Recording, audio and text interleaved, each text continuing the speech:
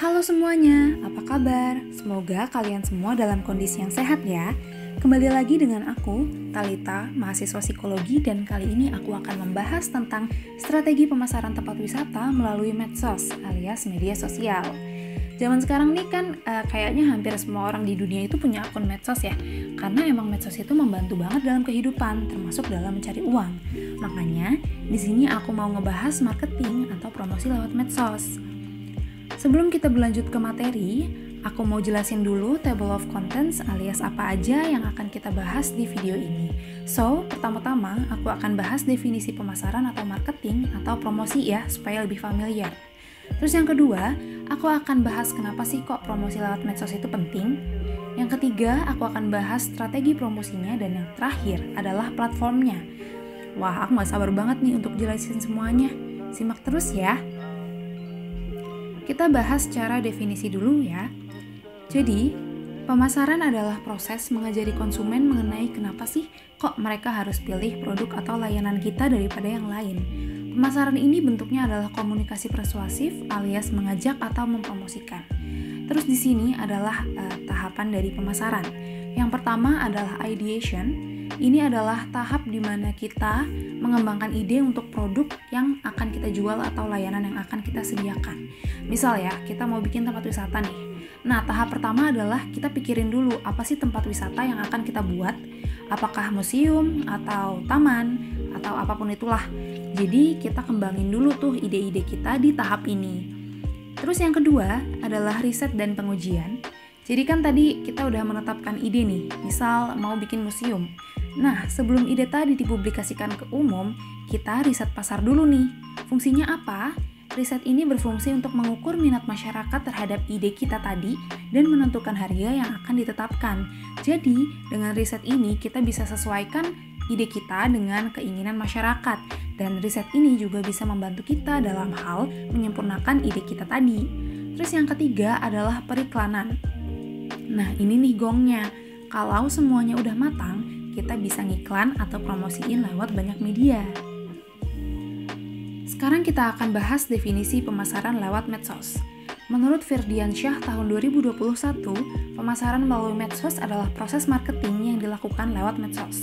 Medsosnya apa sih yang digunakan? Biasanya itu yang digunakan adalah Facebook, Instagram, dan Twitter. Terus kalau menurut Baker tahun 2020, social media marketing adalah sebuah aksi pembuatan konten yang akhirnya nantinya akan menarik perhatian masyarakat. Nah, kontennya itu apa sih? Banyak, tapi umumnya adalah video. Terus kalau menurut Peitel tahun 2021, social media marketing adalah proses menarik perhatian orang agar terikat atau engage dengan konten yang kita buat. Jadi kalau mereka udah engage, kemungkinan besar orang akan membantu menyebarkan konten itu, yang mana akhirnya sangat membantu kita dalam proses promosi. Jadi gitu ya pembahasan tentang arti dari social media marketing. Terus kenapa kok penting sih promosi lewat medsos? Ya seperti yang udah kita ketahui, zaman sekarang itu kan semuanya serba teknologi ya. Dengan adanya medsos pun kita bisa tahu banyak berita di luar lingkungan kita. Nah makanya promosi juga akan lebih mantap kalau dilakukannya lewat medsos. Jadi banyak orang yang bakal tahu. Kayak di sini nih, meningkatkan brand awareness. Dengan promosi lewat medsos, konten yang kita buat bakal cepat tersebar nih di mana-mana. Nah, itu tuh yang bikin banyak orang jadi aware atau sadar sama produk yang lagi kita promosiin. Terus yang kedua adalah mendapatkan feedback produk atau strategi pemasaran. Nah, feedback ini penting banget demi kemajuan produk kita.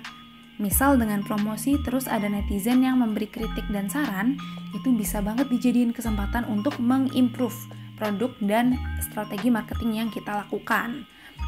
Terus yang ketiga adalah mempelajari kompetitor atau pesaing ya. Jadi kita bisa observasi nih pesaing kita strateginya gimana, dan kita bisa tuh mengadopsi strategi yang mereka udah lakukan dan itu sukses.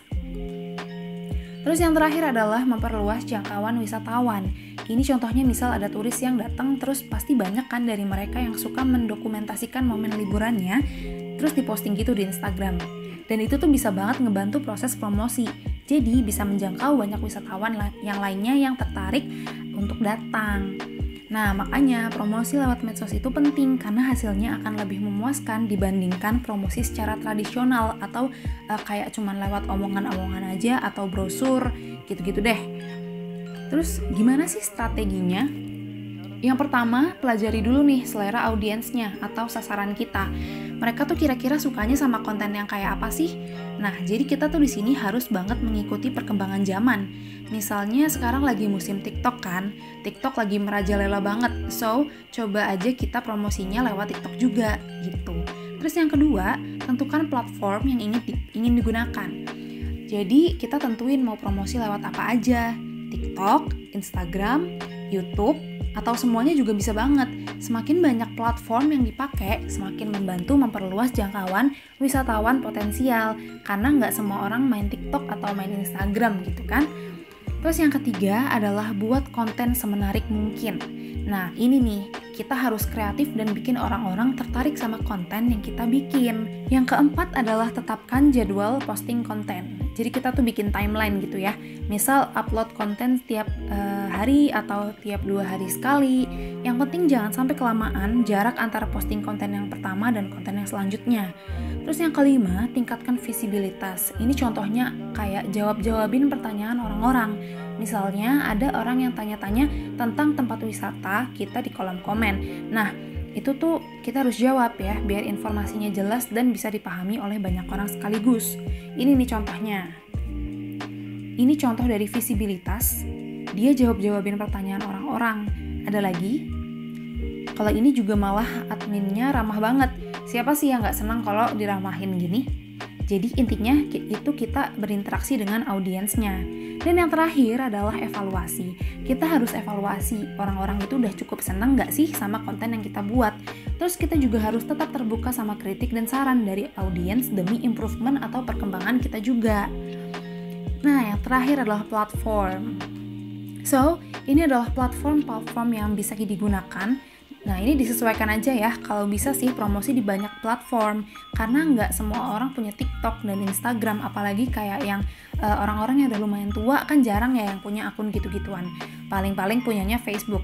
Nah di sini aku rutin dari platform yang menurutku booming banget dan cocok untuk promosi. Pertama TikTok, jelas banget. Semenjak pandemi, orang-orang tuh jadi pada install TikTok dan sampai sekarang akhirnya TikTok jadi salah satu aplikasi favorit ya buat cari hiburan. Karena popularitasnya nggak dikit juga orang yang akhirnya pada promosi usahanya di TikTok. Makanya bikin konten promosi di TikTok itu ide yang sangat-sangat bagus. Terus selanjutnya adalah Instagram dan YouTube. Ini juga sampai sekarang masih populer ya, apalagi buat anak-anak muda. Kalau Facebook mungkin bisa untuk menjangkau wisatawan potensial yang lebih dewasa atau lebih tua. Karena dari pengamatanku sih anak-anak sekarang udah jarang yang main Facebook. Terus Twitter, kalau Twitter jangkauannya bisa meluas sih karena banyak anak muda yang main Twitter. Cuman emang nggak terlalu digandrungi, jadi nggak sepopuler TikTok sama Instagram. Gitu deh. Jadi silahkan bikin konten dan dipost di berbagai platform. Di luar platform yang aku sebutin di sini juga nggak apa-apa banget. Misal mau diposting di Snapchat atau Pinterest atau banyak deh platform lainnya juga. Semakin kita merambah di banyak platform, semakin terkenal juga nih produk yang kita lagi promosiin alias tadi tempat wisata. Udah deh, selesai juga akhirnya pembahasan kita. Gak kerasa ya, jadi segitu dulu materi yang aku jelasin di kesempatan kali ini. Aku mengucapkan terima kasih banyak sudah menyimak video ini sampai akhir. Aku harap semoga video ini dapat bermanfaat bagi pembangunan desa wisata di Semanten ya. Kalau gitu, aku akhiri dulu videonya dan sekali lagi makasih banyak. Dan selalu jaga kesehatan ya semuanya.